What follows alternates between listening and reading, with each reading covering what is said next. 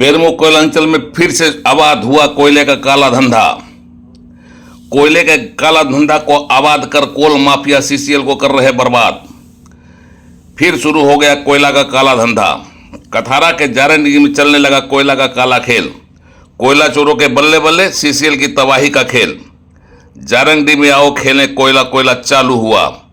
Police ने क्यों आंखें बंद कर ली? बड़े पैमाने पर चल रहा काला धंधा दिख नहीं रहा पुलिस वालों को। पुलिस को सचमुच दिखता या जानबूझकर नहीं देखना चाहती? बड़ा सवाल। सेंट्रल कोलफील्ड लिमिटेड के कथारा क्षेत्र के जारंडी वोकेशनल ट्रेनिंग सेंटर के समीप जंगल में कोयले का काला खेल फिर से आबाद हो गया है। जंगल में मंगल मनाने वाले कोयला माफिया एक बार फिर से कोयले का अवैध धंधा शुरू करके इस स्थान पर कोयले की खेप पहुंचाने लगे हैं। यहाँ जंगल में कोयला का भंडारण शुरू हो गया है। जंगल में चोरी के भंडारण किए गए कोयले को बाद में ट्रकों पर लादकर कोयला माफिया इस अवैध काले हीरे को बिहार, उत्तर प्रदेश और पंजाब की बड़ी बड़ी मंडियों में भेजकर जहां मंडियों को गुलजार करेंगे, वहीं सीसीएल की तबाही की कहानी भी गढ़ेंगे। 12 मई को बोकारो के उपायुक्त के निर्देश पर जिला खनन विभाग ने बड़ी कार्रवाई की थी इसी क्षेत्र में और यहां से 70 टन से ज्यादा मात्रा में अवैध कोयला जब्त कर लिया था। कुछ दिनों तक इस इलाके में इस छापेमारी के बाद कोयले के अवैध कारोबार वाली गतिविधियां थमी रही थी, लेकिन फिर से यहां कोयले का स्टॉक जमा होना शुरू हो गया है। जंगल में कोयला पहुंचाया जाने लगा है।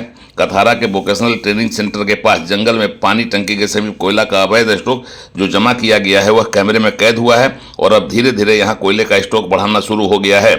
मजे की बात यह है कि जंगल में मंगल मनाने वाले कोल माफियाओं के खुलेआम चलने वाली गतिविधियों पर पुलिस की नजर नहीं जाती या पुलिस जानबूझकर देखना नहीं चाहती।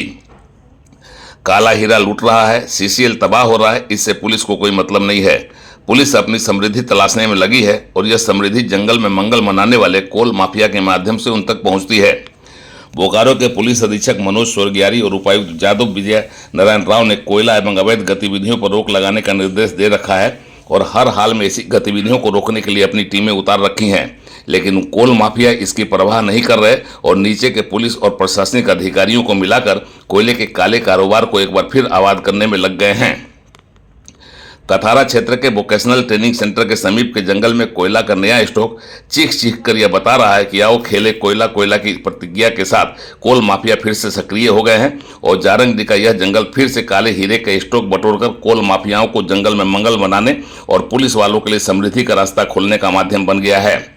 सवाल यह है कि जब तक खनन विभाग सक्रिय नहीं होता, पुलिस वालों को इस तरह का धंधा दिखाई नहीं देता है। खनन विभाग सक्रिय होकर जब अवैध कारोबार को पकड़ता है तो पुलिस के चेहरे भी बेनकाब होते हैं, लेकिन उनके खिलाफ कोई कार्रवाई नहीं होना एक बड़ा सवाल को जन्म देता है। क्या बड़े पुलिस अधिकारियों का खौफ निचले स्तर के अधिकारियों में नहीं रह गया है? अगर पुलिस के बड़े अधिकारी कोयला के कारोबार के खिलाफ खड़े हैं तो नीचे के अधिकारी कोयले के अवैध कारोबार को छूट देने की हिम्मत कैसे कर रहे हैं? यह भी एक बड़ा सवाल है।